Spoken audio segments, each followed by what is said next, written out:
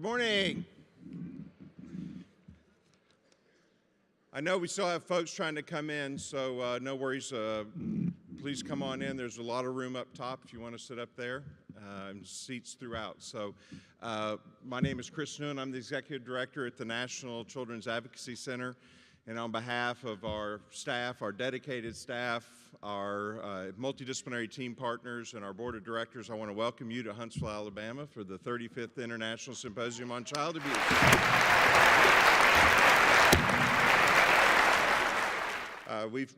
We have over 1,600 attendees this year, which is a significant increase from last year. So we hope that all our logistics will work out well and that you have a great learning experience, but also that you take some time to take care of yourself. Part of taking care of yourself is learning things you're interested in learning about, but also stepping away from the work that you do every day. And to be supported and know that you are amongst a family of people who are trying to change the way the world responds to child abuse. So this is a great honor to have all of you in Huntsville, Alabama for this training this week and hopefully other activities in the future.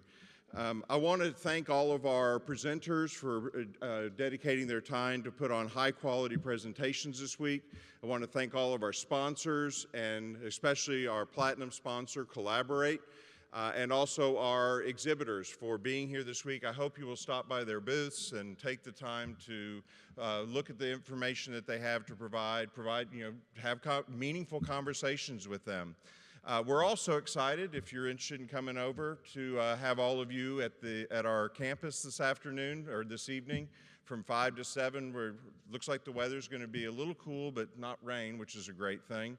And we'll have some drinks, we'll have some food, and you can do tours. So we'd love to show you around and see, what we're doing at the NCAC. Every year when we put together our conference, one of the things we start with is, what do you talk about? What do you want to do with the plenary, this opening session? And this year, I think we really hit a home run on two accounts. Number one is having the Attorney General for the state of Alabama here to welcome you. I'll tell you a little bit more about Steve Marshall shortly, but also to have Francoise here to talk about the issue of secondary traumatic stress, which, if you're working in this field, we all get some of the mud on our shoes. And so we think it's an important message for us to all be talking about, is acknowledging that this work is not easy, and every day we go to work, we give a little bit of ourselves to this work. So I'm excited to introduce Steve Marshall. Steve is the 48th Attorney General, and he became Attorney General in February of 2017 and then was elected to his full term in November of 2018.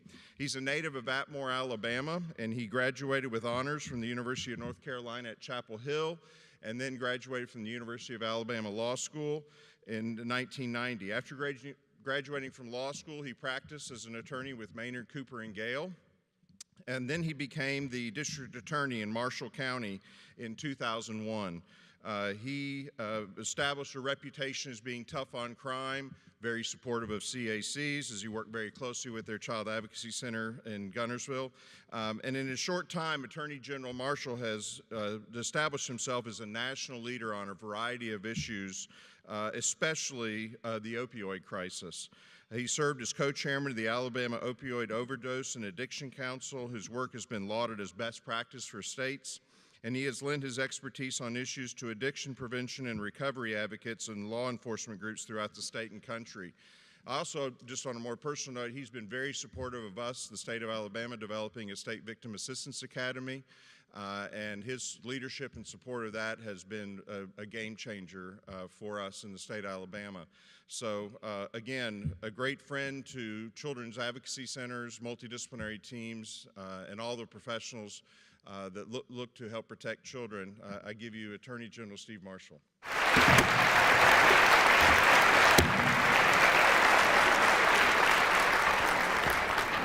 Good morning. Welcome to the state of Alabama, number one, and also home to the vision for transforming how it is that we deal with child abuse and neglect in this country. So very, very grateful to be able to be with you.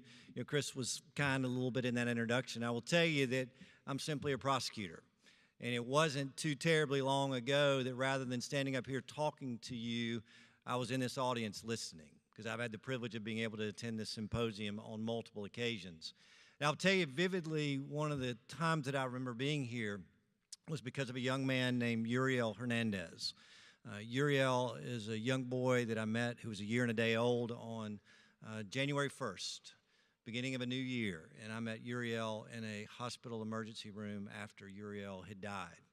His mother and a boyfriend had brought him to the hospital to be able to tell them that he was having trouble breathing. They didn't know what was going on with him. When he shared with the hospital staff that Uriel had fallen off the bed at their house and began to experience those symptoms, and he died shortly thereafter. When I arrived, I saw that mother and that boyfriend showing zero emotion.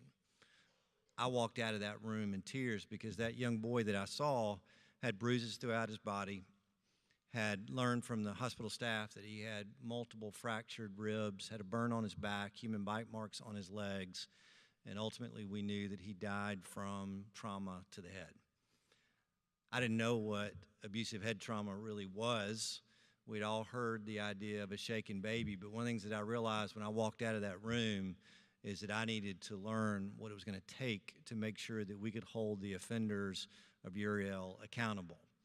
And so I sat in this room, went into multiple sessions with experts to be able to allow me to understand a little bit of the dynamics, a little bit of the science, and more importantly, how as a prosecutor, I could be able to work with a team to make sure that we found justice for Uriel. Because it won't surprise you, when we did that investigation, the bed at Uriel's house was a mattress on a carpeted floor 6 inches off the ground.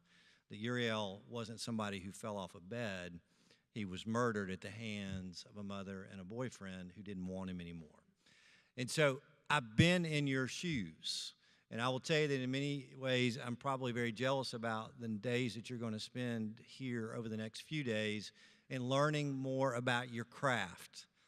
Because although some of you aren't from the South, maybe you've heard about a woman by the name of Loretta Lynn. Anybody here? Loretta Lynn is a great philosopher, but one thing that she said was, you've always got to grow, because if not, you're going to be a lot like last night's cornbread, stale and dry. And that's kind of why we're here, because although each of you bring unique skill sets, unique talents, and maybe experience, we can all get better. We can all learn more because we know that science is changing, that protocols are changing, that techniques are getting better. Because ultimately, we're here not only to be better professionals, but I think, and what I hope, is that you're here to leave a legacy with those cases and those children and those people that you deal with in your respective roles in making sure that we keep kids safe. Because, y'all, if we didn't embrace that, then I don't know how you continue to do what you're doing. And it's why I'm so excited about the real speaker that you're going to hear after me, is to be able to help you assess daily how you stay motivated and inspired to do what you do, because y'all are true heroes.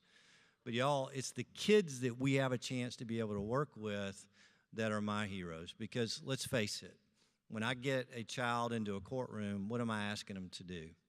To talk about the most embarrassing experience of their life in front of 12 total strangers and then get called a liar.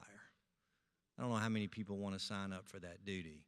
But yet it's those heroes that inspire me to continue to be able to fight the fight that now I have a chance to do as AG. Because I think about a young girl named Amber. Amber I met when she was in high school. She was in 12th grade, and she disclosed something for the first time that had been occurring at the hands of her father. She'd been sexually abused on countless occasions. In fact, one of the major successes for our Child Advocacy Center was to allow that young girl to feel safe taking a shower, because her father would always pull back the curtain and watch her. The only reason she told about these almost hundreds of occasions in which she was sexually abused is because her father did it to her friend. And the only way that she knew that she could protect her friend was to be able to disclose it to law enforcement, and she did. We were able to have a really good interview. She was able to get, I think, some significantly valuable counseling. And we went to trial to be able to hold her father accountable, and we did. And he went to prison for the rest of his life. But what the good thing about the story is, because of all of the team that was involved in Amber's life, one thing she did was to be able to graduate from high school. And she didn't invite her family to high school. There were 3 invitations that went out. to her counselor at the Child Advocacy Center, to her social worker at DHR, and to me. And we saw her, and we saw her walk across that stage, and it obviously made us proud. But y'all, a few months after that, we were at a meeting with our local United Way who supports our Child Advocacy Center, and they were looking for a speaker, and they wanted Amber to be able to share her story because that was something that she wanted to do. And so I stood in front of a group not much smaller than this, where Amber shared what had happened to her, the people that had been involved in her life, and why the investment in a Child Advocacy Center made a difference in her life. And she concluded her remarks by saying this, that at the end of her time in working with a counselor, she realized that she wasn't a victim, she was a survivor. And it's why the work of that group was so instrumental in her life. But I also think about a young girl that I'm going to tell you, her name is Sarah. Sarah I met when she was 11 years old, that had been sexually abused by a step-grandfather, a story that many of you in here are aware of, where that step-grandfather says, if you tell, your grandmother's going to believe me and not you. She's not going to want to see you. She won't allow you to come around. And in fact, when this young girl had a chance at school to hear her talk about good touch and bad touch and finally disclose that's exactly what happened, the grandmother disowned her, believed her husband when he said that she was a liar. This young girl didn't really have much support from her family, but she had a really good counselor at the Child Advocacy Center, a social worker that believed in her and cared about her, and prosecutors and law enforcement that were there to support her. And so we were able to take this young girl who couldn't even look you in the eyes to begin with, to be able to talk to her about what it was going to be like in a courtroom, what she needed to do, to be able to help support her as she was trying to deal with what she had gone through.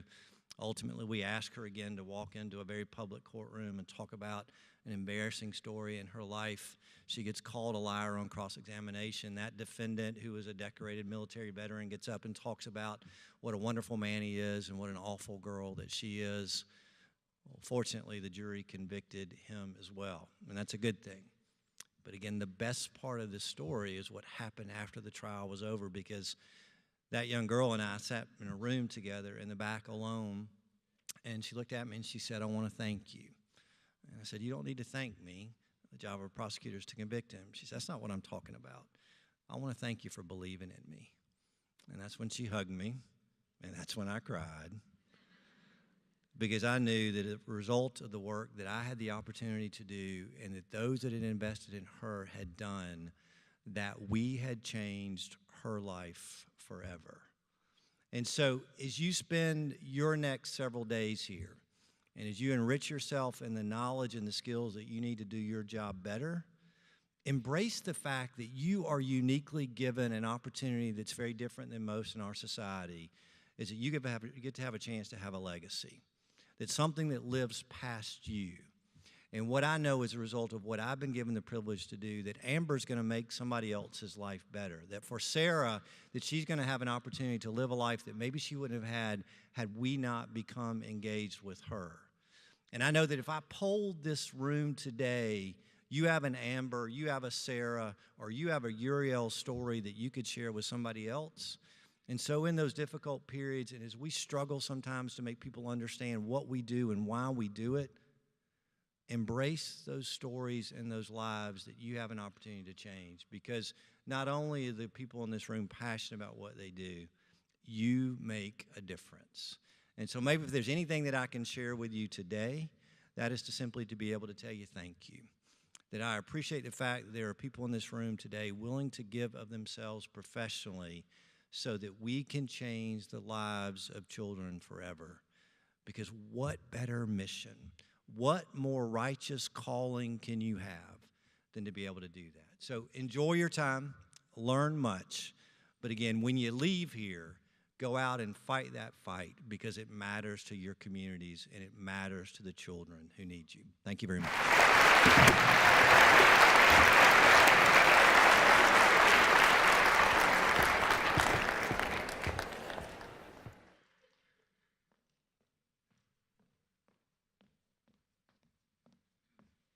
Good morning. I add my welcome to Chris Newland's welcome to Huntsville. We're happy to have you here.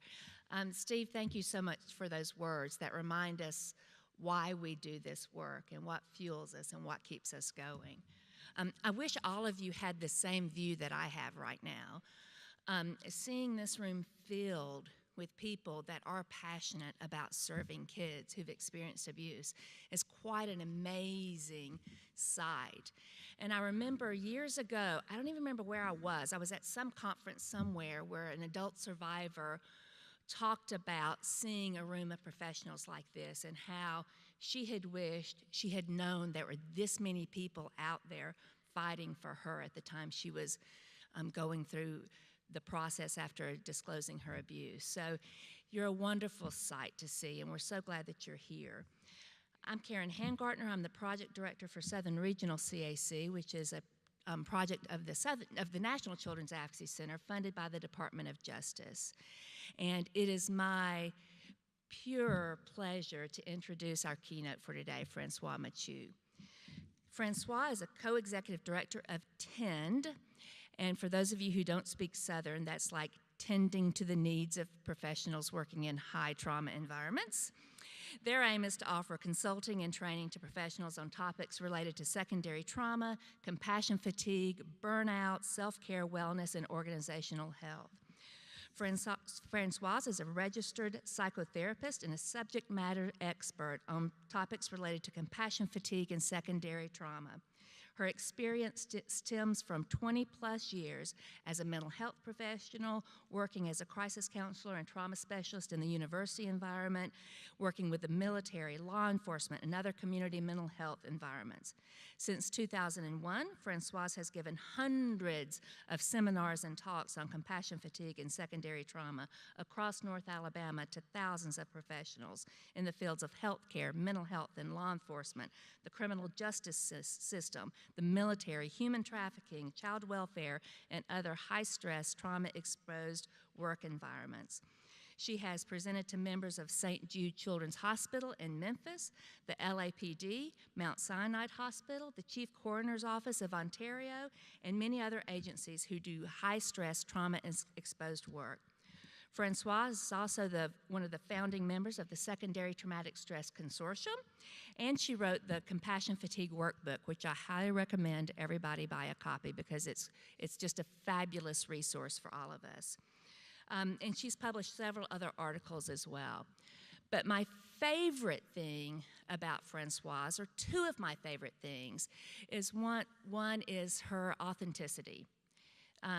Francoise is one of the most authentic people that I know, and she shares from a place of humility about her own work and her own struggle doing this work in high trauma exposed environments.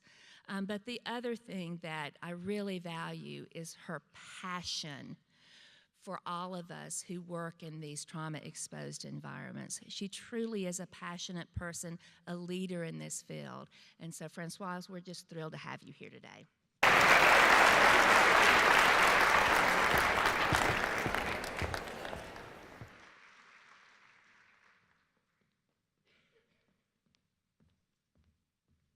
Good morning. How's it going? I'm from Canada. I'm French. So can we have my slides up? Thank you. So some of you I've met before, and this is always a dilemma because I do these talks a lot. And I'm always like, who's heard this? And some people said, I've heard it before, but I want the same jokes. They were funny the third time. But I actually designed a new talk today. And the challenge when you offer a new talk is that it's always a little clunkier than, you know what I mean? It's not like a well-polished jewel today. I may run out of time. I'm going to go through slides, and that's okay because there's quite a few stories I want to share with you. I want to share with you some new research. I want to tell some case stories. So we'll see where we go. Is that cool? Now, I promised, so I flew in from Toronto yesterday. And I went through Houston, and I don't know if some of you flew in. There was a lot of turbulence. I promised I wouldn't single out the person yesterday, but I told you I was going to tell this story. There was a lot of turbulence on the flight, and I was sitting next to this lovely person, and she barfed on me. come on, it was too funny not to share. I hope you're feeling better wherever you are in this room.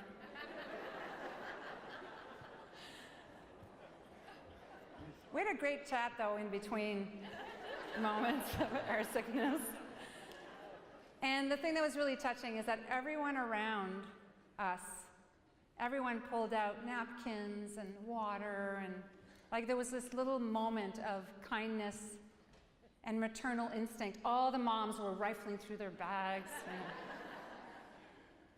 So yeah, I told the story I told you I would. Okay, let's get started. Let's see where this takes us, because I'm not sure yet. So I'm going to tell you a little bit about what we do. I'm going to tell you a couple of case examples, then we're going to talk about some of the research. And if you're interested in more, I'm going to offer some resources at the end. I know I talk fast because I'm French, so I'm going to try to also, talk at a more southern pace today. So I want to, first of all, extend my profound thanks to the National Child Advocacy Center, to Chris and Amy and Karen and the entire team. I've been coming to this conference for several years now, 5 or 6, I can't remember. First time on this big stage, though. And also want to extend thanks to the members of our secondary traumatic stress think tank who are here. And I want to make a couple of shameless plugs, because I know there's a big program, right? There's a lot to choose from. So I want to shamelessly tell you that you should come to our stuff. No offense to other presenters here. Here it is. This is my disclosure. In 2015, so a lot of us who are members of the think tank, we've been doing this work for a really long time. We are clinicians, researchers, people who do policy, education, and we all became really concerned about the high rates of burnout, attrition, secondary trauma, empathic strain that we were seeing in our fields, and we wanted to advance the field and see what's good, what's out there.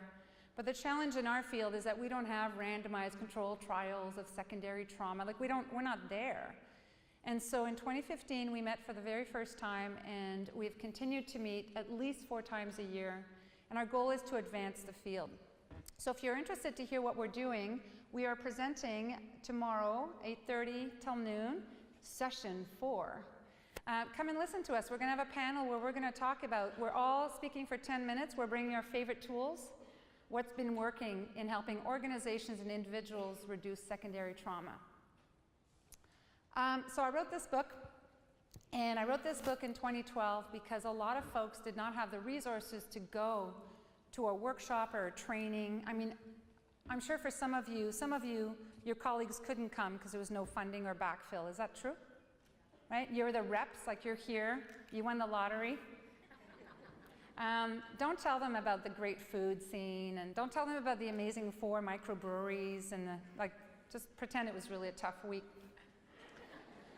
But I wrote this book because I wanted resources that were affordable and that could be shared with everyone, no matter what kind of work you did. If you did a high-stress, trauma-exposed job, I wanted to provide some tools. And to write this book, I interviewed a whole bunch of people from every field you can imagine. Law enforcement, nursing, social work, everything in between.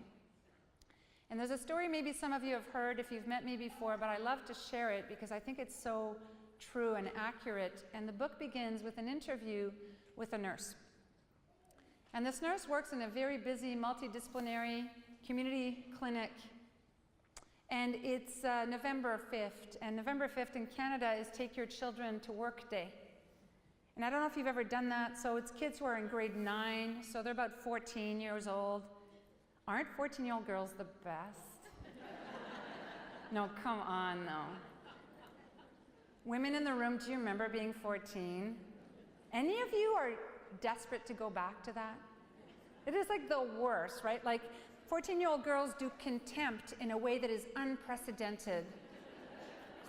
You know? Anyway, so this nurse takes her 14-year-old daughter to work, and her daughter shadows her for the day at this clinic.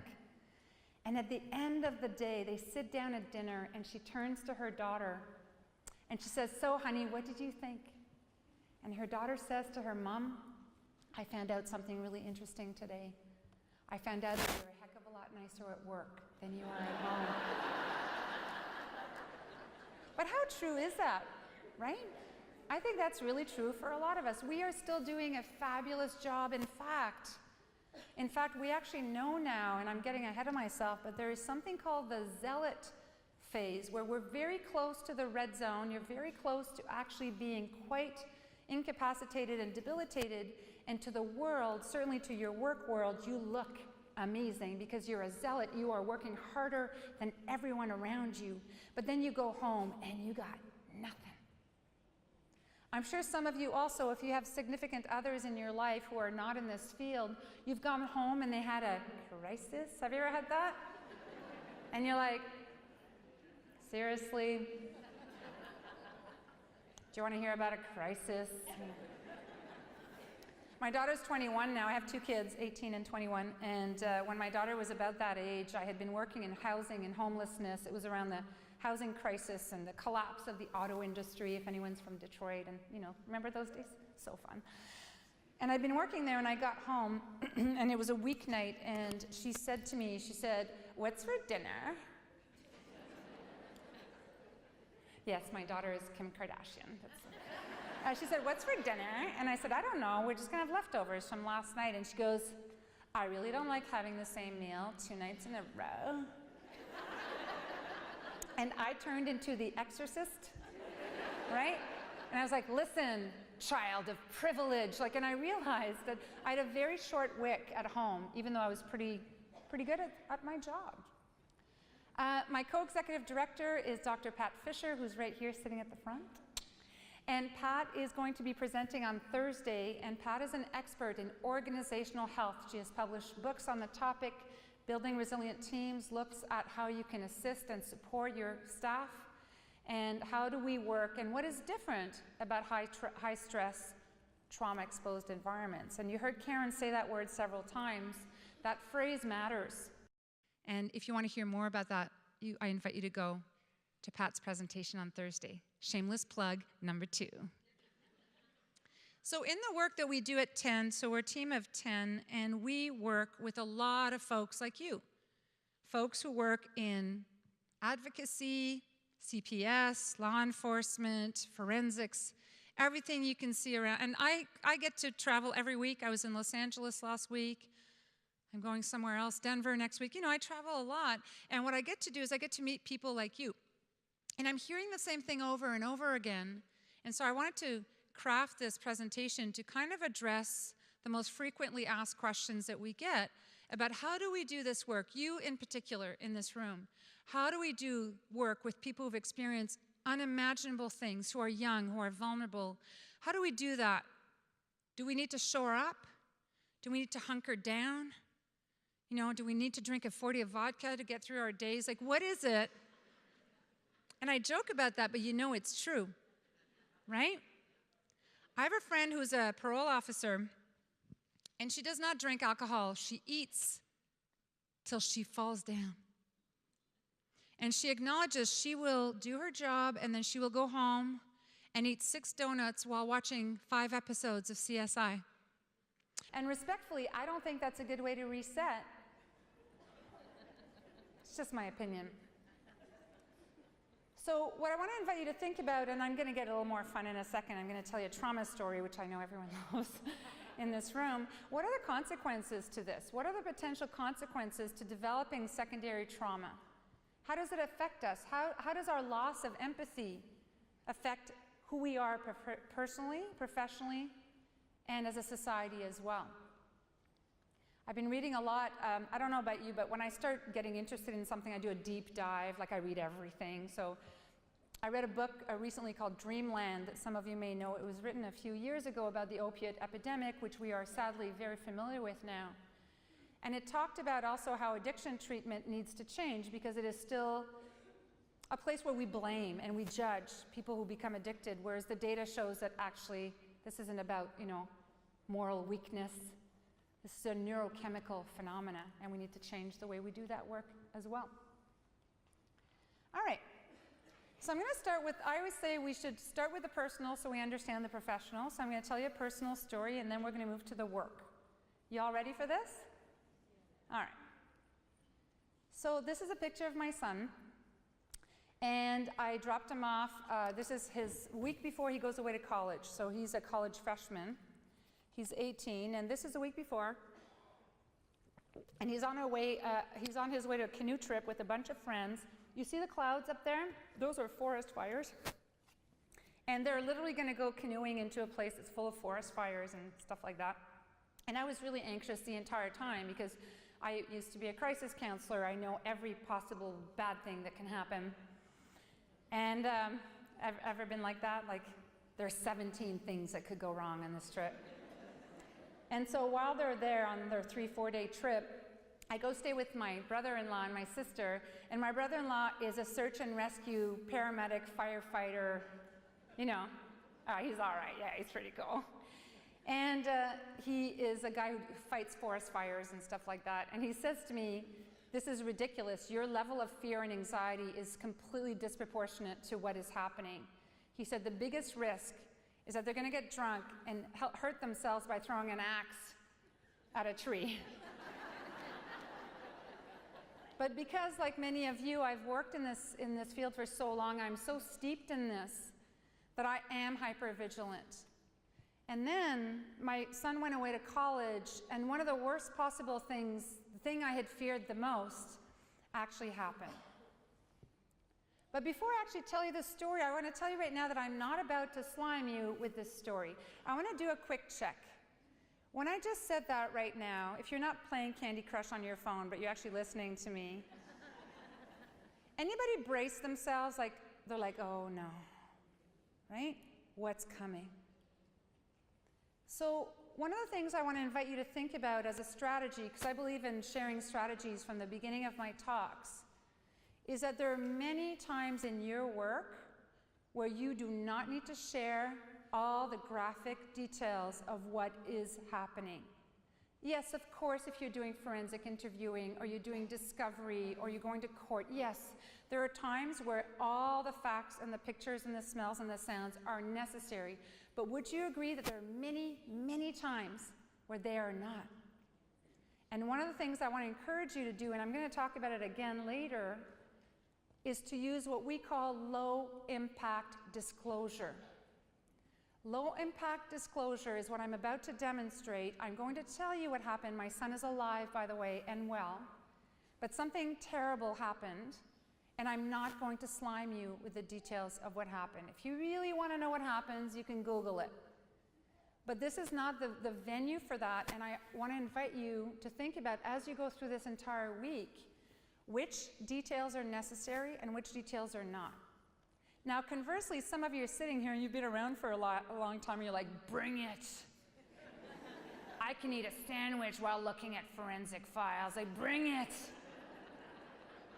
Respectfully, though, that is not my aim in life, to become so desensitized that I numb out, or I feel like I have to fling my stuff at everyone else in order to feel anything. I have concerns about that. So what I wanted to do is to tell you a story of what happened, but also, more importantly, how I handled it, because my profession had a real impact on how I handled what happened. All right, you all ready for this? Now I've given you this disclosure, I'm not going to slime you with details. My baby boy goes away to university. He's a freshman. And he goes away to university in a city that's a lot bigger than ours and really pretty rough. It's a steel town. And I work with the police. It's in Hamilton, Ontario. I work with the police there. And as my son goes away to college, I say to him, I should tell you, he's very gentle and naive. He lost his wallet 7 times this summer, and it always came back. He said, it's a magic wallet, Mom. So he has this belief that the world is good. You still with me? All right, so my son goes away to campus, to college, and I say to him right before he leaves, I say, you guys, don't be naive. This is not a small town, and in Hamilton, if you trash talk someone, you're going to get stabbed. It's Canada, it's stabbing. We don't shoot people. Just making this culturally relevant, right? Just saying. So my son and his friend go on to a house party near campus 5 days before school starts, and all is well. The usual thing happens. The party is broken up by police and everyone leaves. And so they're all drunkenly, I know my son drinks, I'm not stupid. They're all drunkenly walking down the street, and his friend standing next to him just accidentally brushes against someone else, and within instance he is surrounded by a gang of 5 and he is stabbed. All right? So this is what happened. This young man miraculously recovered. They thought he had life-altering injuries, and he has made a miraculous recovery. Arrests have been made. He's back at school. Everyone is good. So that's all I'm going to tell you about the stabbing, because it doesn't matter. What I wanted to share with you is what I did next. So my son calls me. I'm away on a retreat. I went to the cabin for 4 days to process the fact that my baby had gone away. I was going to probably write and just relax and go on hikes. And within 12 minutes of my retreat, this happens, because isn't it always the way? Any of you have been like... And then, as he's talking, I open my laptop, and I start case managing the shit out of this thing. Any of you ever done that? Remember, I work with the Hamilton Police, I work with Victim Services, I work with 911 Dispatch, and what I did is I started taking care of business. So I was really appalled with how it went. I know how it's supposed to go, you know, and nothing that should have gone well went well. You know, the police officer who drove him around had not slept for 3 days. He was wired for sound. He's like speeding through campus, telling my son how he's going to use his service weapon to take care of those gang members. Like, it is. And he's left for 6 hours in the emergency ward, and all they say to him is, "It's not looking good. We don't think your friend's going to make it." You know what I'm talking about? It was bullshit. And as my son is describing this, I'm literally on my computer. I found the name of the police officer, his rank, his salary. I have called campus security. And my son says 2 things to me. He says, first of all, he goes, "Mom, I know you, and I know that you have found this man's rank, supervisor, and phone number and home address, and I need you to back off." The second thing he says to me, he goes, "Interesting, 2 minutes after I got off the phone with you, campus security showed up and shoved a pamphlet about suicide in my face."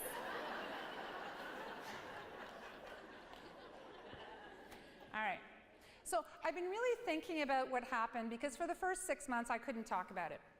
I would not have talked to you about this in the fall, because it was very traumatic, but I handled it. And a lot of my friends commented that I was very cerebral about this event, and that's partly what I want you to think about, is because we deal with crisis and trauma all the time, how do you handle it? I handle it by, right?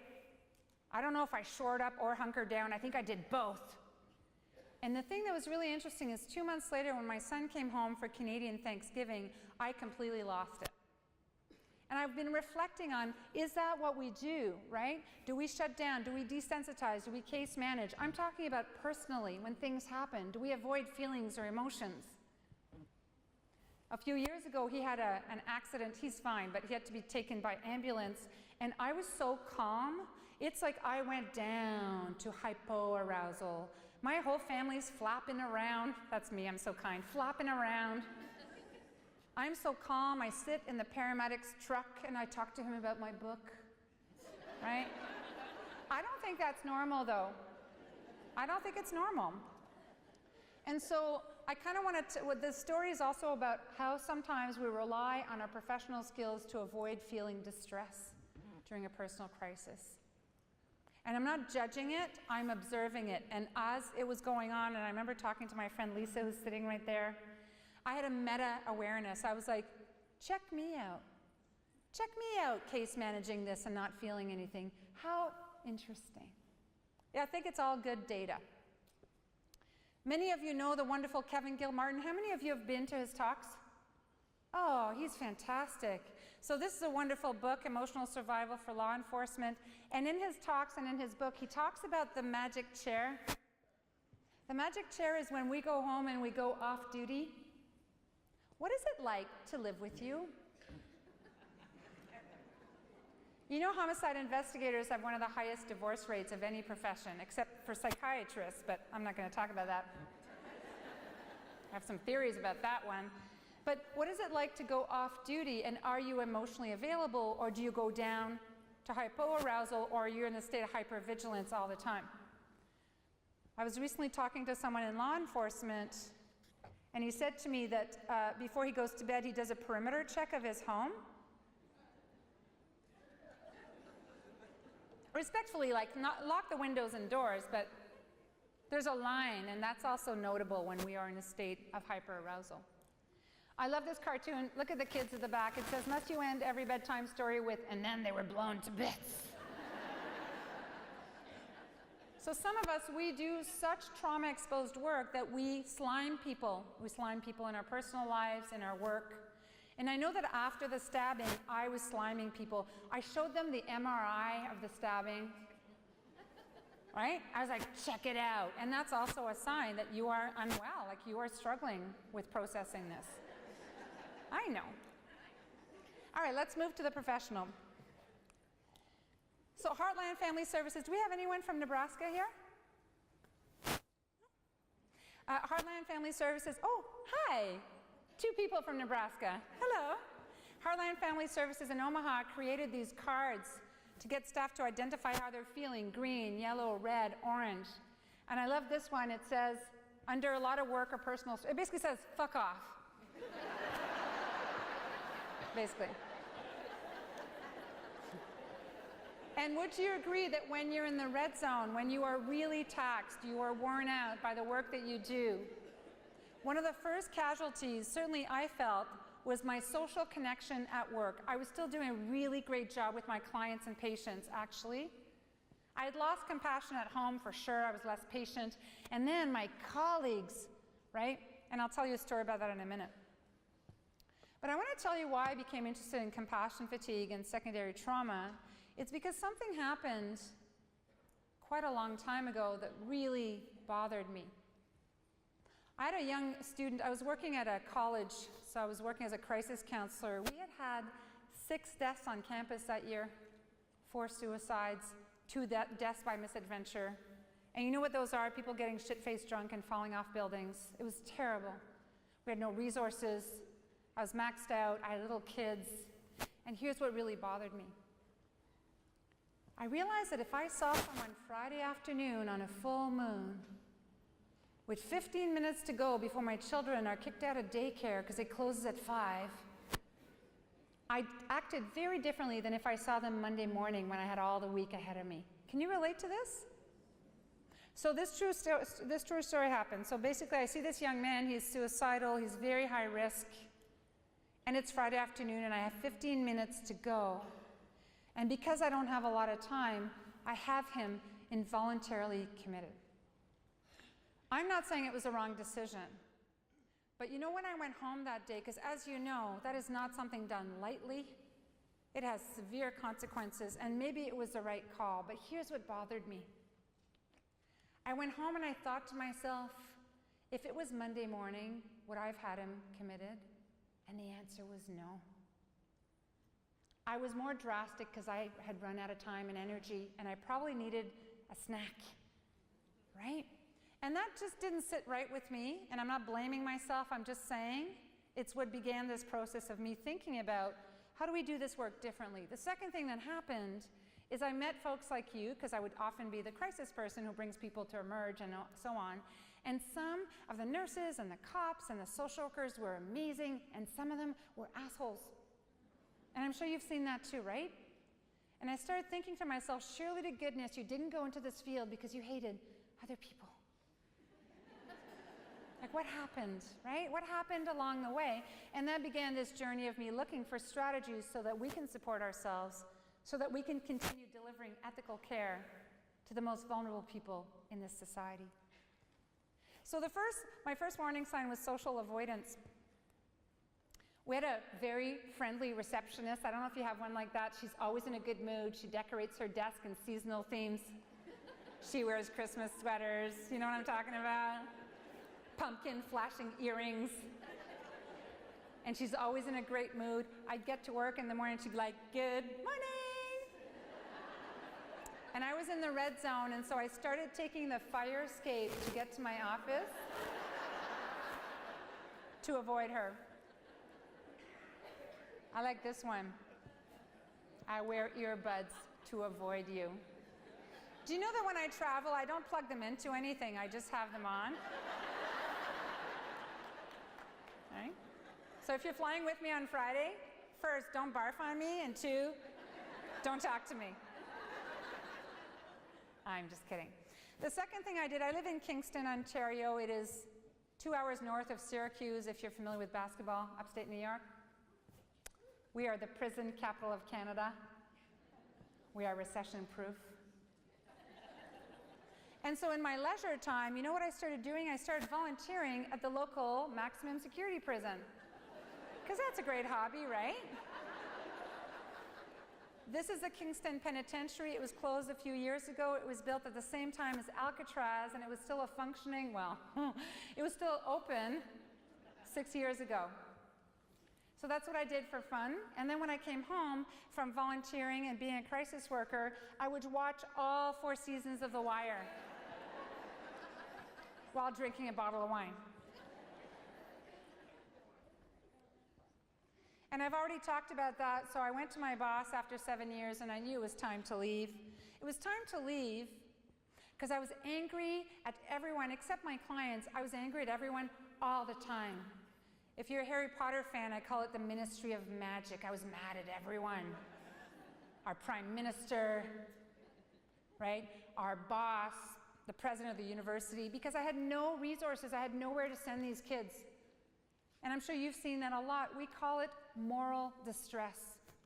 Moral distress around system failures, right? And I'm going to give you a scientific term if you're not sure if you're experiencing moral distress, which, by the way, is defined as profound ethical moral dilemmas with things that are mandated that you should do and you disagree with them. You familiar with that? So the scientific term for it is called, this is the test, it's called the bullshit. You know what I mean? When there's something that needs to be done or you are mandated to do it and your reaction is, this is bullshit. And sometimes we have no control. Is that true? And so I needed to leave because I wasn't mad at my clients. I was frustrated and angry all the time. So I went to my boss and I said, I gave him 4 months notice because I'm super responsible. And he goes, I do not accept your resignation. He goes, you come in early, you work through lunch, you finish late, you're my best. And I said, I am dying here. And I went to work full-time for the military, and my friends were like, well, that's weird. Because they all thought I left because I burnt out. I went to work full-time for the military, and I worked with soldiers who were coming back from combat. I was a couples therapist. I ended marriages a lot. My husband called me the Terminator. I don't tell this joke in Canada because usually there's people in the room whose marriages I've ended. But here's the thing that I thought was really interesting. The trauma of listening to people in combat was fine. I was fine. Yes, of course, it had an impact on me. But I got training, and I got resources, and I got support, and I got supervision. You know what made the biggest difference in this new job? I had control over my schedule. I didn't see everyone Friday afternoon on a full moon. I could intersperse people with going to little Poopsie school recital or to the gym. I had referral resources. I had places to send them. They had Blue Cross. We had inpatient treatment. And finally, I realized I needed more training. I wasn't trauma trained. It's ironic because I have a master's in counseling psychology from Columbia University and University of Toronto, and you'd think we'd talk about trauma. We never talked about trauma. So once I had all of those things under my belt, it was the best job ever. I did it for 10 years. So this isn't just about the hard stuff, it's about everything else around it. Am I too perky? Anybody not a morning person? You're like, is she? We good? We're good? Thank you very much. So the other thing to think about, and I have a wonderful colleague who's sitting right up here in front, Kyle Killian, who wrote a wonderful paper and did a study looking at what are the factors that increase well-being and that reduce secondary trauma and vicarious trauma. And lots of things were identified. One of them, most of them had to do with organizational conditions, your working conditions, but also social support, right? So maybe actually, if you're like me, going through the fire escape and not going through the lunch, you know, that people, like not spending time with your colleague, what impact is that having on the whole climate at the workplace? So one of the things we started noticing is more workplace toxicity. We call it the must be nice phenomena. So I'm going to demonstrate this to you, and this will be your homework tonight, even though I'll never see you again, but like it's your homework, okay? You ready? The must be nice phenomena refers to situations where someone else is taking better care of themselves than you, and you start having these thoughts. So let's pretend, have you ever had this? You have a colleague who starts power walking at lunch every day, but it's not just a New Year's resolution, they actually do it till like July. Do you know what I mean? Like they stick to it, they have their little water bottle, and they're like, that's me going on my walk.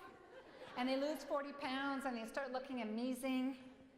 And instead of being inspired and be going like, you go girl, you're like, must be nice to have that kind of time.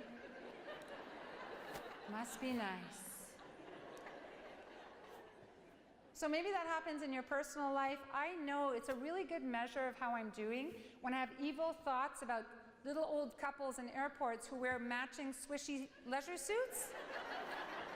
Like sometimes I just think that's adorable, and other times I'm like, like what? So what we've discovered is the must be nice reaction at home and at work is actually a profound warning sign of your own level of depletion, and I like to call it longing, right? Because think about it, anybody in this room never want to do hot yoga? You think it's disgusting, like never going to do hot yoga. Raise your hand, you're like gross, right? So if someone told you they do hot yoga 4 times a week, you're like, knock yourself out. It doesn't do, right? Must be nice is when people are doing things you crave, things you long for, right? So that's your homework tonight. Go out into the world and see if anyone elicits that reaction in you, and think about how it affects us in the workplace. So here's what the research showed. It's called a poverty mentality as a result of role overload. We have more complex jobs than we've ever had before. Our roles are complex. We have too many things to do. You're going to go back home to 5,000 emails, right? And when we have not enough capacity and we have trauma exposure and chronic stress, what we do is we turn on each other. What we should do in those moments is turn towards each other. And so we'll have moments like this. We'll be like, must be nice to take an extra 15 minutes from your lunch break. Must be nice to call in sick after a long weekend. It was St. Patty's Day, right? You're like, But it becomes actually really important to notice in ourselves. And I know that when I'm well, I feel generous towards others. And when I'm not, I feel anger. Like we have a friend, actually I don't really like her very much. She's not really a friend. She's like a colleague of my husband's. And she brags a lot on social media about her amazing parenting. Do you know anyone like that? She's like, this weekend was great. We did science experiments like for fun. And when I had little kids, I started having like evil thoughts about her. Do you know what I mean? And I realized actually that she's a great mom. And when I feel depleted and maybe guilty, that's when I get the must be nice reaction. So strategy number 2. Strategy number 1, sliming, low impact debriefing. Number 2, must be nice reaction. All right. I'm going to skip a few things because I want to kind of talk about this. So should we shore up or should we hunker down? How about neither? Right? Maybe we don't need to brace ourselves. Maybe we don't need to, avoid. Maybe we actually need to feel. And I'm going to go back to that because a child abuse investigator that I spoke to in November got really pretty rattled about that, and he said, you're taking away my one defense mechanism. So I'm going to go back to that. So one of the questions I get asked a lot is like, what is the solution? I used to work with medical students, and I don't know if there are any physicians in the room, but I was their therapist, so they were going through residency and medical school.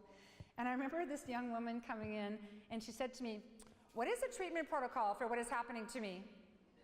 And I was like, well, there's no algorithm. This is, a soft science. We're going to talk, and we're going to see. And she's like, I do not understand, And so basically what I get asked a lot is, what is the perfect solution? Like, how do we know how to care just the right amount? And I actually did a TED Talk about this. There I am. I branched out today. This is a new outfit, y'all. Like, I usually have one. This is new today.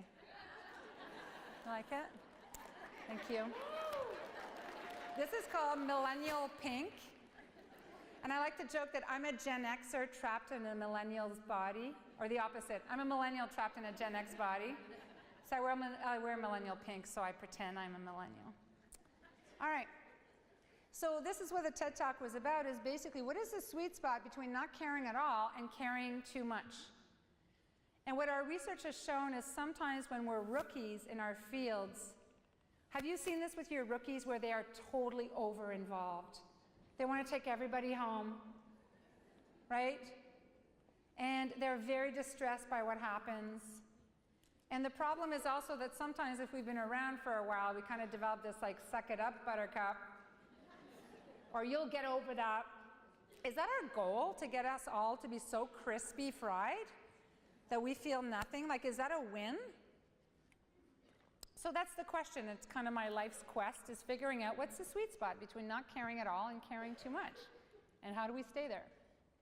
So here we go. Here's my friend, this child abuse investigator from Calgary, and he said to me, "Don't you dare take away my armor." So I really kind of paused about that, because I thought, is that really what we're talking about? Are we suggesting that this is a good way to do this work? To be so desensitized and numb that we feel nothing? To dissociate so that while someone's describing something, you're making your grocery list and thinking to yourself, la, la, la, la, la. I wonder if I have chicken in the freezer, right? The other thing that sometimes happens, maybe you've experienced it, I call it the imposter syndrome. Have you ever been like you're the expert and someone's telling you something and you're thinking to yourself, they should really see someone about this. And then you realize it's you? Have you ever had that? And I'm not saying that we don't ebb and flow, and there are days where we're better than others, and I think that's absolutely normal. But I really wanted to think more about this armor thing. So we have a Facebook group, and we have about 400 participants. We just opened it up because some of our folks wanted one. So it's a private group if you're interested. And they are a very dynamic group. They want to talk about these issues a lot. We got an email yesterday, or a post. A guy says, do you have a, what did he say? He wanted a Christian therapist in Durban, South Africa that knows about compassion fatigue. I was like, okay, I don't know. And they created a book club. They got in touch with us last month and they said, we want to have a book club. We want to talk about a book on secondary trauma every month and discuss it. So it's a very dynamic group, so I suggest you check it out. But we started getting the same questions again. They were like, wait a minute. We do forensic work. We do child abuse investigation. We're CPSs. We think that the best way to do this is to feel nothing. So I got in touch with some colleagues because it wasn't sitting well with me. I don't think that's the solution. Remember, I'm a couples therapist. And a lot of the folks I used to see as couples, one of the folks was either a police officer or an intelligence officer. Have you ever tried to do therapy with intelligence officers? And how do you feel about that, Richard? I do not express emotions or feel them. And I'm like, great, must be awesome to be married to you. And they split up. Come on, people. People go to couples counseling 3 years too late. So I just help them separate, amicably. All right. So here's the question. Do we need to desensitize ourselves to do this work? Okay, before I go on, can we all agree that some people are not cut out to do this work? Have you ever had interns and you're like, evacuate, eject? Yeah. Some people are not well suited to this job, and that is actually a good decision for them to leave. So let's just agree with that. The other thing we need to all agree to, well, you don't need to agree, but I'm going to tell you because it's a fact. Many of us who work in this field went into this field for personal reasons, whether we acknowledge it to others or not. Most of you are familiar with the Adverse Childhood Experiences study. Many people in this field have 4 or more ACEs, and that's not weird. I was recently working with a group of dietitian students. So it's a college program. It's very high reputation in Canada. They're all studying to be dietitians. And I found out that 95% of the students in that program had a history of an eating disorder. I don't think that's weird at all. that if you had a history of an eating disorder, you become interested in diet. Does that make sense to you? How many people do you think who go into social services who are wards of state? A lot. I don't think it's weird either. I think what's weird is the rest of us pretend that this isn't about us. We pretend that, you know, we are helping others. We're helping each other and we're helping ourselves.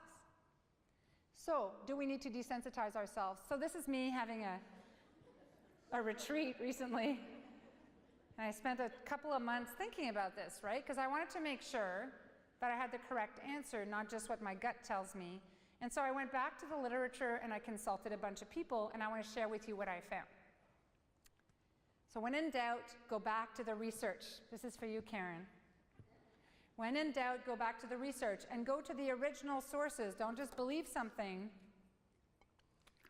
As many of you know right now, the original study that said that opioids were not addictive was actually one line in a letter, right? And everyone quoted it saying, as it is known by, you know, opiates are not addictive. They never went back to the original source. So I always go back and back and back and see what the research says. So I want to tell you, first of all, a really quick story about a colleague of mine who thought he was invincible. That's not him. This is a convicted criminal, just so we're clear before I keep going. So if you're not from Canada, you may not have heard of this, but about 10 years ago, the commander-in-chief of our Air Force was convicted, and he turned out to have been a serial killer and a serial rapist. You probably heard about it on the news at some point. His name is Russell Williams.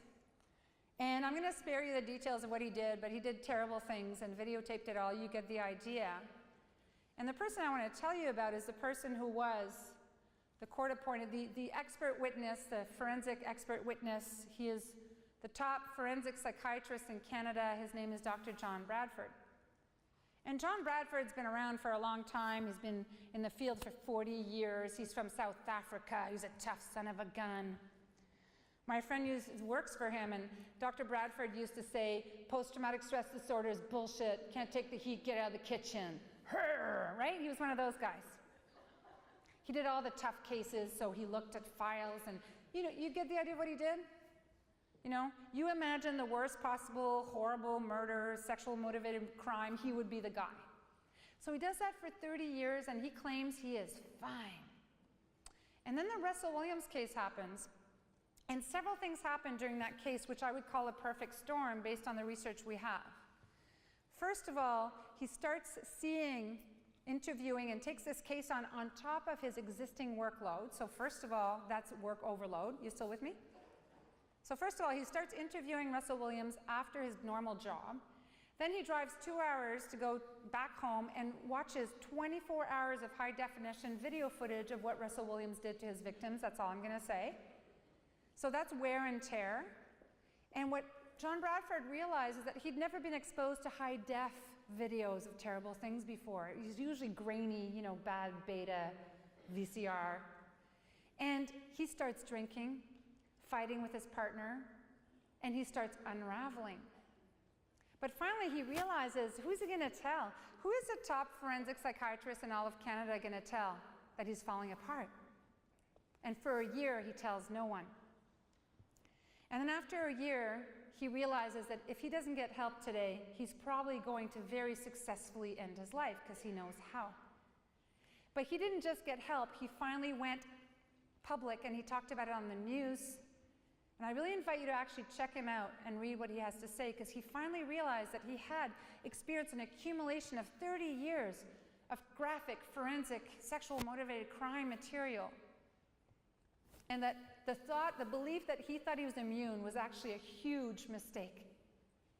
And he talked about the accumulation, but also the quality of the images, meaning if it's high def. And he really has a hypothesis that actually tipped him over the edge. It was an accumulation, there was wear and tear, and then it was too much. And I'm so grateful to him, because he's one of the only people, and one of the first, who openly talked about this in his profession. So when in doubt, consult the experts. This lovely person is Diana Tickes. She's a member of our team. Shameless plug, she's presenting on Thursday as well on grounding skills. Diana's a social worker who works in an emergency ward in a hospital, and she supervises the sexual assault nurses and the domestic violence unit. She goes to court. She does a lot of similar work to many of you, and she wanted to learn strategies to protect herself, so she's remained well and compassionate and present. And she's developed expertise in the neuroscience of trauma exposure. So I really recommend, if you're interested, you can find out more about that. So I had a chat with her the other day about this, and she said, listen, we got to go back to the basics. You cannot ignore basic human physiology. Some of you have heard about this study. There was a study done in Israel a few years ago that found that judges were much more likely to grant you parole after lunch than before lunch. They just needed a sandwich. Do you remember 2 years ago there was a naval accident in the US? And it turned out that some of these pilots were asked to work for 24 hours without sleeping. There was a show where they were listening to acid, heavy metal, whatever you call it, just to stay awake, and they were taking modafinil. And of course, at some point, accidents happen. So we cannot pretend that we are somehow devoid of needs, like basic human physiology. We're not robots. And that's what makes it complicated to run our agencies, is that there's the human factor, as Pat Fisher talks about so eloquently, right? We're not a factory. How do we recover quickly and build resilience? Do you remember Calvin and Hobbes? Right? So after the third picture, he doesn't go in self-flagellation and self-blame. What's wrong with me? He bounces right back. That's resilience, right? And he also doesn't blame the rock that tripped him, you know, just bounces back. And how do we do that? How do we recover quickly? So the best tool that we've found is called the window of tolerance. A good way to remember the acronym is WTF. And if you're not familiar with it, it becomes one of the best tools we've used, and we use it also with our clients, so you can actually teach it to your kids that you work with. So I'm going to show it to you and how it works and see if it lands for you. Have you ever spilt milk all inside your fridge all the way down to the vegetable crisper? Or even better, someone else in your family did it and didn't clean up? Anyone's ever done that? Okay. I'll give you another example. If some of you are like, what's wrong with spilling milk, and you're a terrible roommate? So have you ever been stuck in traffic? Of course. So let's go back to the milk example. Have you ever spilt milk and you've been pretty zen about it? You're like, oh, well, I was going to clean my fridge anyways, and you get the paper towel and the Windex, and you're like, la, la, la, right? Other times, you go bananas. Would you agree with that? And other times, you lie in the milk, and you're like, fuck my life. Right? Stay with that example for a second. Okay, you get stuck in traffic. Some of you don't know what we're talking about. Where are my people from Los Angeles in this room? They're not even here, they're still sleeping, okay? Denver, right? Places that have crazy traffic. The conversation around traffic in Los Angeles is a constant. It's like what we talk about. How was traffic? Oh, it was Friday light, it was better than, like it's a constant conversation. So you've been stuck in traffic, I'm sure. Would you agree that sometimes you're pretty chill about it? You're like, what a good opportunity to drop some beats. My son said to never say that again, so I say it all the time now. No, like I listen to podcasts and I'm like, hi Brian. I listen to podcasts and I'm like, this is right. Other times I have road rage. Anyone else has ever had road rage? You're like, come on, Grandpa, right? And third time where you are so overwhelmed and life is just not going your way and you're like, Jesus, take the wheel, right? Okay, so you pick your example because that's a really good way to explain and understand the window of tolerance. And the window of tolerance, which comes out of work by Ogden and others, is basically the following. The window where you are well is the sweet spot, and we have ups and downs. Would you agree with that? Like on a certain day, or how much sleep you've had, or, you know, we ebb and flow. But most of the time, if we're well, we stay in the sweet spot, which is kind of that place where life goes along. What's really interesting, though, is there are times, and I'll move to the folks you serve in a minute, there are times where what we do is we go in a state of hyper-arousal.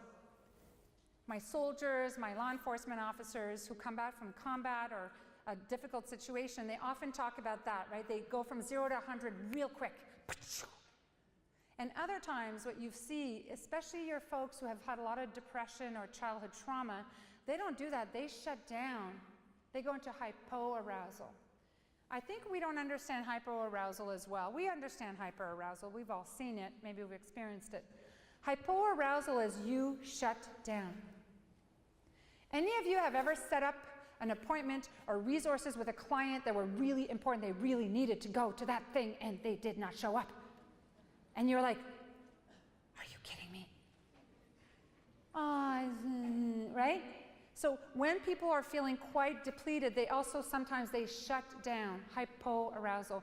So the thing that's really interesting is this window can be really wide, so you can deal with a lot of stuff, or it can be really narrow when you are exhausted. Dr. John Bradford, by the end, his window of tolerance was probably this small. You still with me? Right? And so what we want to look at is how do we widen that window? And I'll go back to that in a minute. So the other question that Diana likes to talk about is how do we reset after exposure? So you've just heard something tough, and you have another case to go to. How do we reset? And Diana says the following: we cannot reset ourselves when we're at the edge of our windows because we cannot easily access our prefrontal cortex to think clearly about what we can do. So think about it. When you are in a state of hyperarousal, how good are you at problem solving? Not very good. How creative are you? Right? Have you ever been in a state like that and you actually need someone else to problem solve for you because you're like, everything looks universally urgent? So how creative do you feel when you have intense stress, pressures, and deadlines? Some of you know friends who work for like cool creative places like Google. They have 20% unstructured time. They have ping pong tables and aquariums and shit, you know? But these are creative environments, and you can't problem solve and think clearly when you're in a state of fight, flight, or freeze. So let's bring the research in. So the question was, should we actively seek to turn off our emotions when working with trauma? So the answer is, the research said, not so fast. So I went back and looked at research that some of it is actually related to our field, and I found some really interesting findings. So I looked at a couple of papers. One of them was called Navigating the Binds of Necessary Evils. I'm going to explain what necessary evils are in a minute. And the other one was Normalizing Dirty Work, and I'll explain what dirty work is in a minute. I'm not trying to offend everyone in this room and say, the work you do is dirty work. That's not what I mean, but it's considered to be dirty work. I'll explain to you why in a minute. Not by me, by someone else. So necessary evils are tasks in which you have to inflict pain on another human being. Putting an IV in a child. You're with me? Death notification. Evictions, right? What's the definition? Tasks in which a person must knowingly and intentionally cause emotional or physical harm to another human being in the service of achieving some perceived greater good. Okay, those are called necessary evils, and the research shows some really interesting things.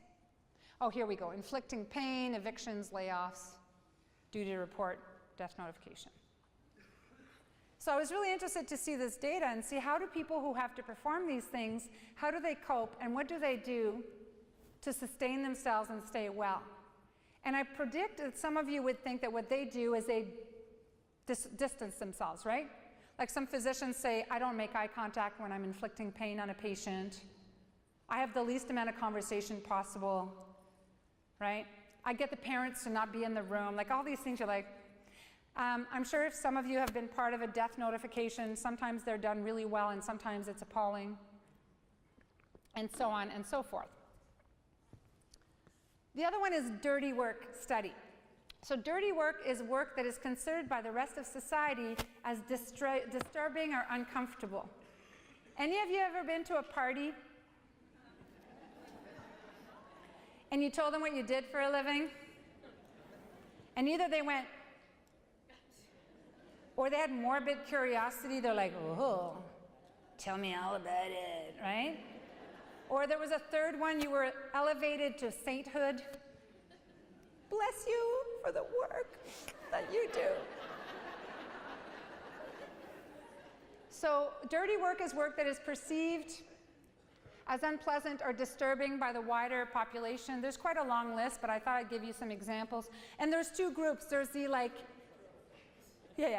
there are two groups. There's a group that's called dirty work that is low status, like pest control, and high status would be law enforcement and so on.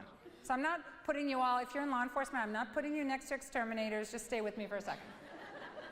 Corrections, right? If you work in corrections, that's considered dirty work by the outside population. Probation. Collection agents. Who doesn't love a collection agent? ER nurses, high status, but considered to be dirty work. Funeral directors. Internal affairs, so SIU and stuff like that, right? So, oh yeah, personal injury lawyers. It's my favorite one. So this is work that is not necessarily understood by others and makes people uncomfortable. So here's what they found. How do people cope who do dirty work? One of them is reframing. Someone's got to do it, might as well be me. We'll see if you recognize yourselves in here. Number 2, social buffers, going to a convention, having friends in your field. Any of you still have friends outside of this field? 3 people, good for you. But the rest of us, we tend to hang out with people who get it. And then we slime each other, we're like, that's nothing, wait till you hear what I saw, right? Using dark humor to soften the taint and relieve tension. Avoiding talking about it with civilians. Civilians is anyone not in our field. You know what I'm talking about. Or avoiding talking about it. I work for the government, or I'm a greeter at Walmart. It's when people ask you what you do for a living. Have you had the opposite, where someone starts telling you graphic stories? You're at a Christmas party or a holiday party, and it's like my friend, a doctor, they show them their rashes, right? You're like, I am off the clock. Social comparison, this is my favorite one. How many people do I have in law enforcement in this room? Raise your hands. A lot of you. We know that you basically think firefighters are annoying. And you're like, why does everyone think firefighters are so cool? I'm hot. I save lives every day. I don't work just 24-hour shift once a month. Right? So we do social comparison. Paramedics, so in Canada it's different. Paramedics and firefighters are different. And firefighters are definitely top of the heap, and paramedics are bottom of the heap, and paramedics were like, we're cool. Do you want to make a calendar of us? We're like, no. So social comparison, right? Kind of creating that. Blaming our victims. And that's how we cope often. We distance ourselves and we blame them. So now I'm going to talk to you about what has worked and what helps, and I'm going to give you examples of each. The foundings found that being authentic and creative in difficult work is in fact a protective factor, not a vulnerability factor. So stay with me for a second. I explained the window of tolerance and how we're in a state of hyper or hypoarousal, we're not creative because we can't access our executive functioning. You're still with me? So how are we going to be creative in our jobs if we're in a state of hypo or hyperarousal all the time? We're not. The other thing that was found to work is customized acts of personal sensitivity. That is a mouthful, so I wanted to find an example so I would understand it, so I'm going to give you a great case example. And here it is. So we developed this approach called low impact debriefing, and by the way, we have a booth and we have these awesome postcards. If you want them, they're free. And it walks you through the steps of low impact debriefing and how we do it. And I've been talking about this for 17 years. I was recently at a community college, and a colleague of mine has been our biggest champion for 17 years. She knows all about this. She brings her brand new child and youth worker students into the training. She gave them all my book. Like, she's really an early adopter. And she explained this to her friend, her sister-in-law, who's an OPP, a police officer. And what she wanted is she wanted her sister-in-law to stop sliming her at Christmas parties. Because her sister-in-law's specialty are death notifications. And then something really cool happened.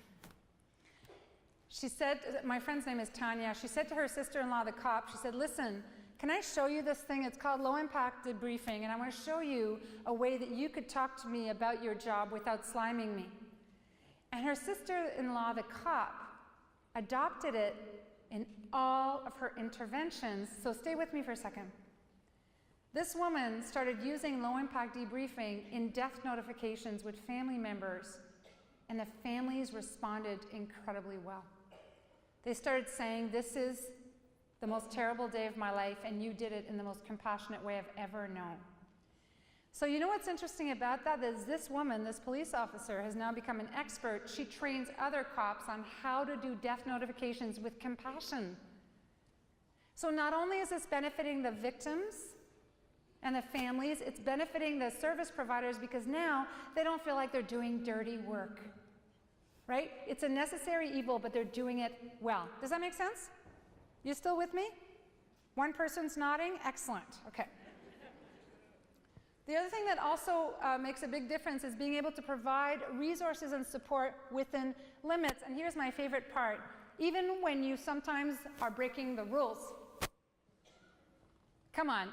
Some of you are sitting with your bosses, so you don't have to disclose this, but just look straight ahead at me. And would you agree that once in a while you've been like, broke the rules a little bit? Because ethically it was the right thing to do? So I want to give you a great example of this, and if you've not seen this documentary, and I want to thank Pat Fisher for turning my attention to this wonderful Netflix documentary. How many of you have seen Heroin? It's fantastic. It's about the opioid crisis, so don't watch it on a Saturday night for fun, like it's work. But the thing that is so impressive, it's not yet another documentary about how awful it is. These are three women, these two in particular, Judge Patricia Keller, this is in West Virginia, and Fire Chief Jan Rader, who have, I want you to watch it just so you see what it's like to provide compassionate care to drug addicts. Judge Keller runs the drug court there. It's worth watching just the 10 minutes of how she interacts with the addicts with kindness. She's firm, there's no bullshit, but she is compassionate. And they both talk about that as what we call career-sustaining behaviors. They're not burning out. And yet, if you watch the documentary, there are people there in West Virginia saying, "Why are you giving Narcan, 5 times to the same addict? Let them die." That's what they say. Let them die. And she says, because sometimes it takes 5 times in rehab and 17 shots of Narcan, and people turn themselves around. I really recommend you watch it. What also works is self-awareness, and what the heck does that mean? Some of you are like, "Oh, this is getting too West Coast crunchy granola." Right? Being attuned to how you're feeling. Do you remember at the beginning of my talk? I talked about the stabbing and what happened and how I was highly aware of what I was doing. I was like, watch me go. Watch me case manage and not feel anything. But I wasn't disconnected from it. I was like, this is fascinating. I will document this para-meta process for future study. Yes, I'm a nerd, but that's okay. So how often should we check in? So we got this great question. We were recently working in a First Nations community. It was a women's shelter. And Diane and I were doing this training, and this women's shelter worker said to us, "What is the recommended daily amount of self-care?" And I was pretty sure she was going to go home to her partner and say, "See, I was told I have to take a 45-minute bath." She was definitely like collecting data for something. And Diana and I thought about that. And Diana gave the greatest response, and I actually wrote about it. If you want to read more, it's on my blog. And the blog post is called Breathe, Reset, Refuel, Rinse, and Repeat. Any of you have ever gone on vacation and immediately got sick? Right? The idea of self-care is not white-knuckling it through your day so you can pass out on your yoga mat at the end of the day or your couch. Like, that is not self-care. Self-care is actually a moment-by-moment process, and that's actually what Diana was saying. She said, it's a moment by moment. How am I doing now? What about now? What about now? That it's a regular check-in all day, not just at the end of the day, end of your week, end of your career. I meet people who have a retirement clock. They're like 12 years, 2 months, 1 day till I retire. Right? I call that doing time. And I have concerns about that. So there was lots of research done on what are called career-sustaining behaviors, including from one of our think tank member, Brian Miller, who's here. and I'm going to do a total disservice to his entire body of work because I only have a few minutes. Just apologizing in advance. So Brian has written some wonderful papers, and one of the papers was looking at exactly that. What creates and sustains commitment to the practice of psychotherapy? What keeps us in this field? Whether you're in therapy or anything related to high trauma, high stress. There was another fantastic paper that looked at what are protective factors, the best in the West, the people that you consider to be the best. And I really invite you to consider interviewing them. Do you know anyone who's been around? They're mentors. Any of you have mentors in this field? Interview them. Find out, what do they do? There's a wonderful person who works here at the NCAC who's been around for a very long time. She does really tough stuff, but she does yoga 6 times a week, right? I want to know everything about what she does. So here are the top recommendations in 5 minutes or less. Have a life. Have a life outside of work. And volunteering at the maximum security prison is not a hobby, it turns out. Any of you have lost touch with practices that actually have nothing to do with child abuse or trauma? Right? What would it be like to go back and reconnect with other things that you used to love to do? And maybe some of you are doing a great job at this. The other thing that's really important is confidence and competence. Right? I got this. I got this. Not only I got this, I'm good at it. And if I don't know how to do it, I'm going to learn more. So it's not the work that wears us out necessarily. It's the frustration, the wear and tear, but also sometimes feeling like I'm way out of my league. I don't know how to help this person. And this is where the research about burnout is really interesting. So there were some studies done of burnout in physicians. And unlike what maybe you expect, the rates of burnout were not higher as you advance through your career. The rates of burnout, people leaving or going on stress leave, were much higher in the early, mid part of their careers. 5 years into medicine, people had very high rates. Right? 10, 15, 20 years into their careers, a lot of people had figured it out or they had left. So feeling confident and competent is highly protective. Please also remember this when you're dealing with your rookies who are not feeling confident and competent, and support them in that. Liking your job, feeling like you're in the right profession, but also working in the right workplace. Did you know that research has shown that what matters is not where you work, but who you immediately report to? Yeah, you look at each other, you're like, that's what matters the most. I'm a huge believer in quitting your jobs, which does not get me reinvited in certain places, because I honestly, respectfully, I think sometimes it's time to go, grasshopper. Right? Sometimes, and some of you probably have colleagues who need to go. Don't point them out today, but, right? They need to go permanently, or they need to take a break. All right, so I have several slides, and I've been given a bit of extra time. You didn't know that, do you? I'm going to take a few extra 10 minutes, and we'll be done, I promise. So the other thing that both Miller and Harrison and Westwood found was a term that is referred to as equanimity. And equanimity is the ability to return to baseline regularly. See how it fits in with the window of tolerance?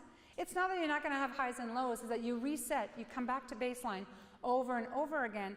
And there's some really interesting research that demonstrates that with expert meditators. So here's what they did. They took little Buddhist monks. I always love this story because I always feel like we roll them up in a ball and we throw them in a brain scanner. Woohoo! You know, that's not what happened. But okay, expert meditators, little Buddhist monks have 10,000 to 25,000 hours of meditation under their belt. And we put them in a brain scanner with a control group. Not at the same time. This story's getting really muddy. You're with me? We had 2 groups, expert meditators and regular people. We exposed them to traumatic images and sounds because, as you know, sometimes sounds are more triggering than images. And we measured their brain states. Here's what was really interesting. The first thing that happened, which didn't surprise me, is that we found that expert meditators did not experience a lot of limbic system activity. They were shown terrible things and they were totally fine. But if it was just that, you'd be like, yeah, they were just blissed out, right? They were just like totally. But what was also found is they had increased rates of compassion and loving kindness towards the suffering human being. They experienced exquisite empathy towards the people suffering without it affecting their limbic system. So some of you are like, oh yeah, I've heard about mindfulness and meditation and all that. I tried to convince the LAPD to do it, and they sent me this slide. If you're far away, it says, come on, inner peace, I don't have all day. So I'll be honest with you, I don't actually practice daily mindfulness meditation, but I do other things. I will have mindful walks. I'm actually very mindful pretty much all the time. I also get a lot of sleep. For me, that's really protective. Maybe it's not true for you. Do you want to get mad real quick? Do you want to have a must be nice moment? Do you want me to tell you how much sleep I got last night? 9 hours. It was beautiful. For me, it's important, maybe not for you. We're all different in that way. So how do we widen the window of tolerance? Well, research has shown that walking 45 minutes a day makes a huge difference. It doesn't have to be all at once. It also reduces inflammation, right? Getting good quality sleep, not watching Law and Order SVU on your iPad before you go to bed. Respectfully though, like how do you reset and give yourself a time to refuel and reconnect? All the wonderful apps that are out there now that many of you know about. And here's how we got around all the resistance in law enforcement and the military around mindfulness. We just called it combat breathing. Or tactical breathing, and they're like, oh yeah, I can do that. It's just mindfulness, guys, but whatever. It works. Couple of final things. Respectfully, consider reducing your trauma inputs. You do high trauma exposed jobs. Look at what's extraneous and what you can remove. Consider not watching trauma-filled media at night, or any media related to US politics. That's all I'm gonna say. I don't know about you, but I started realizing that when I read books on my Kindle or my iPad, I don't remember them. And so I read this wonderful book called Deep Work by Cal Newport, and he said that's actually a fact. We are so bombarded with information, we can't actually focus anymore. So I deleted my Facebook. I'm not telling you what to do, but I deleted my Facebook and I started reading books like made of paper and shit. Like, do you remember those? And I retain a lot more. I'm sleeping better, and then I can do my job. Widen the window of tolerance with more training. So I'm going to finish by recommending a few resources. Some of you are all over them, you know them already.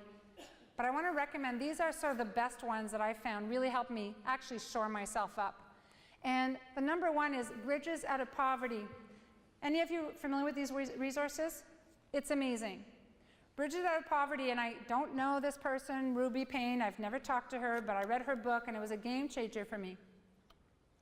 Even if you just read her book about how do we provide more trauma-sensitive resources to our clients.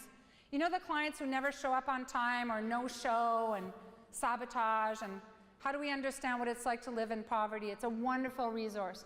Of course, the most amazing, Dr. Nadine Burke-Harris. They would have had her here, but they couldn't afford her, so you got me. I'm kidding. I'm sort of kidding. She's amazing. And if you have not seen her TED Talk, she's a pediatrician in San Francisco. And a book I'd like to recommend, so her TED Talk is amazing, explaining the adverse childhood experiences, but also looking at how do we develop urban ACEs instead of using the old data. And her book, The Deepest Well, if you haven't read it, to me is one of the most beautiful books on becoming trauma-informed. I'm going to give you my email at the end if you want the slides, by the way. Those of you who are taking pictures, that's fine. I also want to recommend a free resource from the Society for Neuroscience. It's called Brain Facts, and it's an entire book about understanding basic brain physiology. It's beautifully done, and I found it really helpful. Okay, so to conclude, shore up or hunker down? I think neither. I think that honestly the top strategy is being present to ourselves. That's the best strategy of all. Although you can imagine when I do media interviews, that is not a super sexy soundbite. They're like, what are the top strategies to managing secondary trauma? And I'm like, presence, and I'm like, yeah, that's boring, we're leaving, right? But it's the truth. Being present to ourselves every moment of every day is the best strategy of all. I'm going to finish by telling you a story. So I know this is a very Canadian story.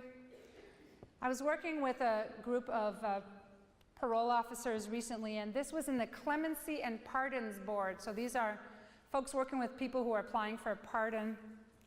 And they're big cheese, their top leader, you know, like a full-on suit, you know, really serious lady, kind of a prosecutor type, like real serious.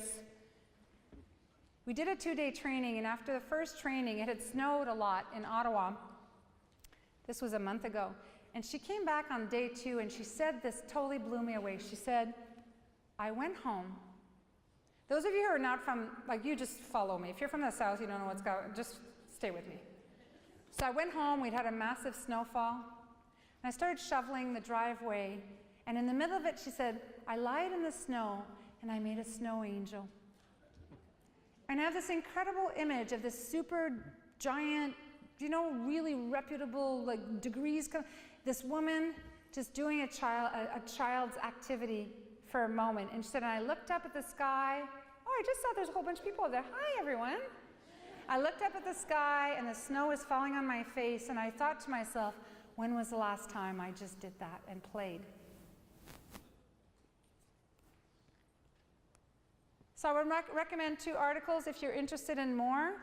I wrote something called Beyond Kale and Pedicures. It's an article on our website.